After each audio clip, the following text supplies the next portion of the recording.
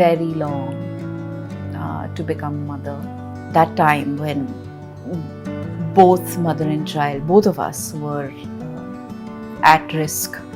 We almost lost our lives.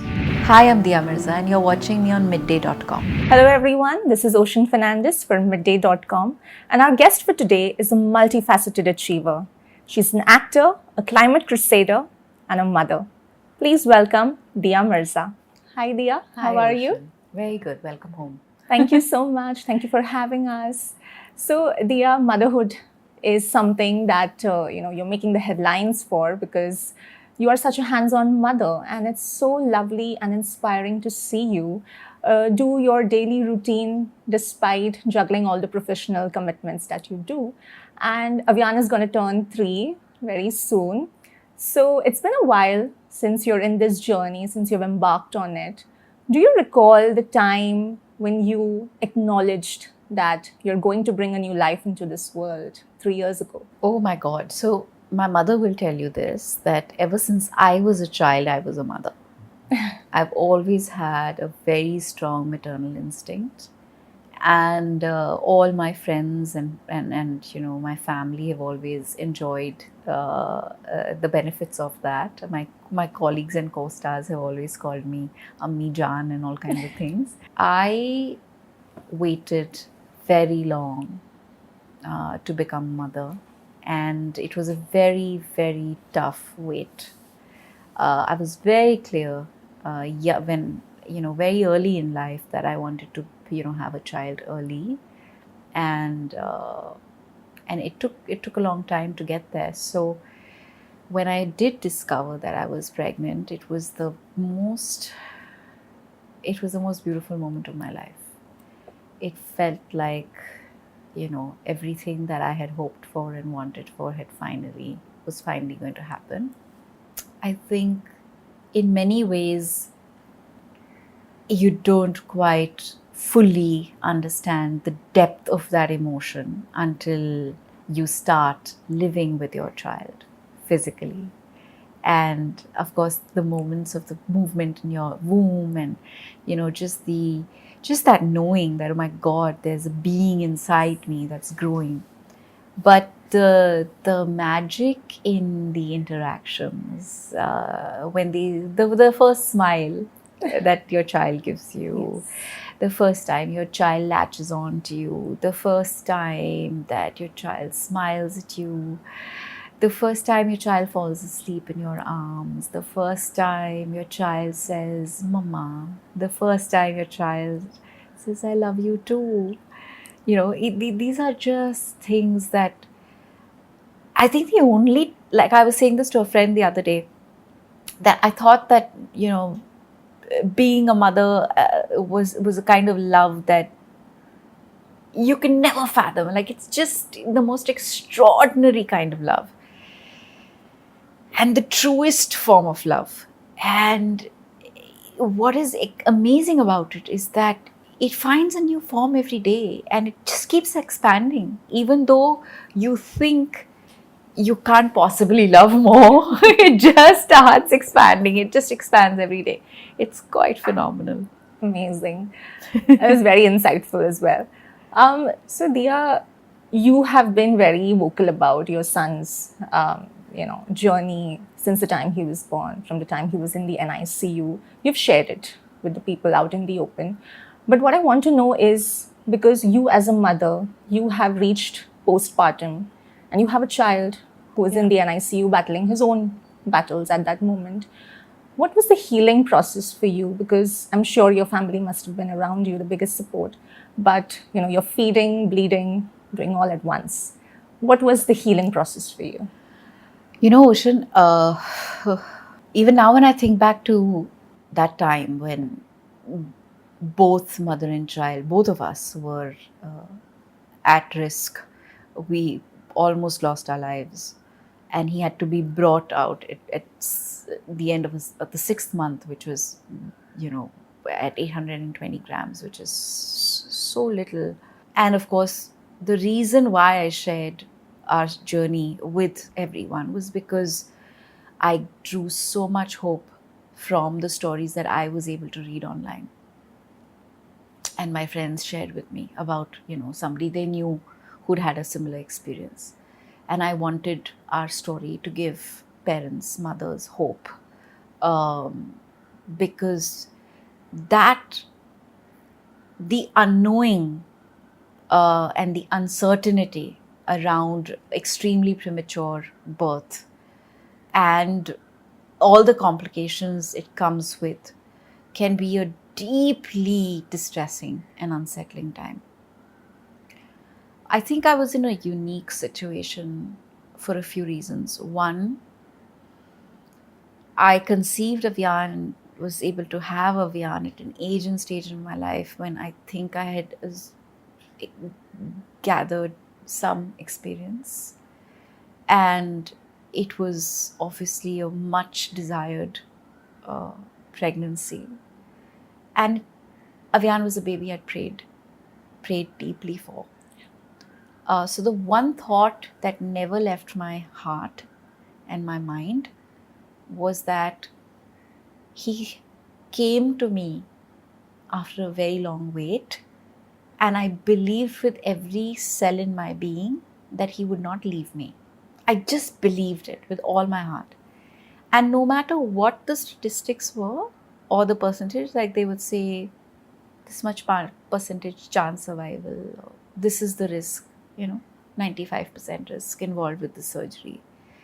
I would just, of course, it's important for you to understand the medical condition and understand fully what is happening and comprehend that. I never allowed my mind to focus on that. I only focused on giving him love and focused on giving him strength. But I think in so many ways he gave me strength, because when he went through, like when I saw a 36 hour baby go through life-saving surgery, and from 820 grams he dropped to 730 grams, and his resolve to live, to fight, and with every passing day, the way that the way he was responding to the medical attention he was getting, all of that was what gave me strength. He gave me strength, extraordinary strength. And I think while it's important to acknowledge the support system that I had in my mother, my husband, my friends, I think in that hour or during those months, my strongest support or our strongest support was each other. Amazing. There's no other way of putting it. True that. And I think for most people it may be inconceivable, but I don't know. I think like there is this unspoken connection that a mother and a child have that goes well beyond everything. Also because I delivered him during COVID. And there were so many restrictions. I wasn't allowed to hold him. I wasn't allowed to see him more than a couple of days in a week. It was very, very, very, very hard. And honestly, Ocean, I didn't get the chance to even for a second focus on myself at that time. So did I go through postpartum? I don't know. Did I go through depression? I don't know. All I know is that I focused really hard on praying and staying, like just connecting my mind and my heart with him and letting him know that I'm there and that he's loved and that he's wanted and that we are so grateful that he's here. Yes, he is, it's a miracle baby, if I must say. Diya, you have documented your journey with him on social media, again, which is a very vulnerable spot. In what way do you regulate how much content about your child is out there? Because I'm not going in the paparazzi culture because that's something you don't have a hold on really. But when it comes to social media, we've seen videos of Avian, recently you put an Eid Mubarak video. It was lovely to see. But how much do you self-regulate that as a parent? So I don't overdo it. I try and my social media pages for me are a point or a space where I express myself. So it's personal. And I often express myself, before I express myself, I ask myself, is this going to make people happy? is this going to help make a difference? Is this going to benefit someone? And if the answer is yes, then I'll share it. Amazing. But I am concerned, like I think most parents are, Yeah. about digital presence of our children and how that can possibly make them vulnerable. But I think we live in a world where so much is online, and we have to put in, our own measures and our own understanding of what works best for us. I know so many parents are very uncomfortable with the media, photographing their children. And I think the media has also been extremely considerate. So Samaira went through a phase, our daughter, where she didn't want to be photographed at all, and the paparazzi were very, very considerate of that, and they didn't photograph her. Now she's comfortable with it, so they do. Do I invite them when I'm with my children? No, I don't. No matter where I'm going, if they happen to be somewhere, or they happen to show up because they've seen my vehicle, or they've noticed movement, I'm not disrespectful to them, because I recognize the fact that I am in the public space and there may be some amount of interest. But I'm not for being, my kids being constantly visible in the media. On that note, you mentioned Samaira, and a daughter is a mother's best friend. And when she came into your life, or rather you came into her life, how was the first interaction, and how have you both developed that bond over the years? I've said this before, and I always say it, that Samaira has been extremely generous, accepting me in her life and welcoming me into her home. And I'm very, very fortunate that we've been able to give her the stability of a close-knit family. And I think Avyan also makes a very big difference in her life. She's the baby sibling she always craved for and wanted. And I feel like in many ways she manifested Avyan. Yeah, she did. I'm pretty sure she did. And we are, so it's interesting. So I kind of switch between being a parent and being a friend. But she's 15 now. So more often I'm playing the parenting part because there's just so much of schoolwork and extracurriculars and everything else that one has to focus on. Her current big, thing is, where can I intern? try and get me here, try and get me there. I need to learn this, I need to learn that. She's just started cleaning the beach. So every Saturday she goes to the Bandra, the Carter cleanup. And I take so much joy in facilitating those things. But it's very interesting. She's at an age where she's her person. And she's very strong opinions. And it's very interesting to listen and discover. And it's fun. Dia, coming to your acting career, ever since you turned a mother, you have taken some very substantial yet very impactful roles.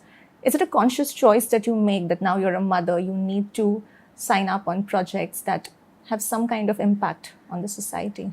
So I think, Ocean, what had happened with me was that about a decade ago, actually after I started producing, I was 26 when I started producing. When I started to produce films, I realized that the kind of effort and money and just resources that go into telling a story are tremendous. And it's so important to be able to align yourself with something that has some gravitas and some depth and can offer some meaning and value. And I've always believed that storytelling is an instrument for social good. And as an actor, my choices can be an instrument for social change and social good. And this is my purpose. My purpose is not merely to entertain. My purpose is to be able to make a difference. And I became very clear about that quite young.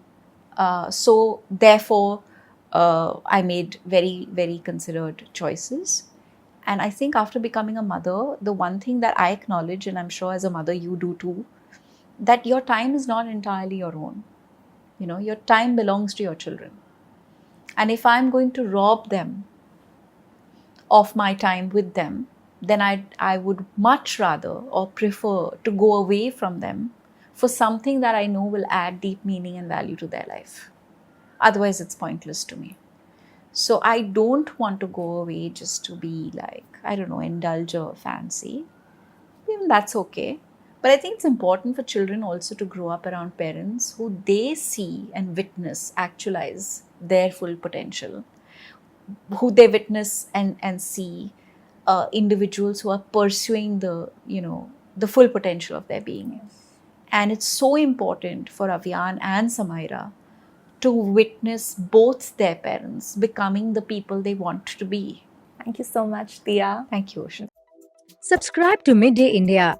Get direct notifications on all our videos by clicking on the bell icon.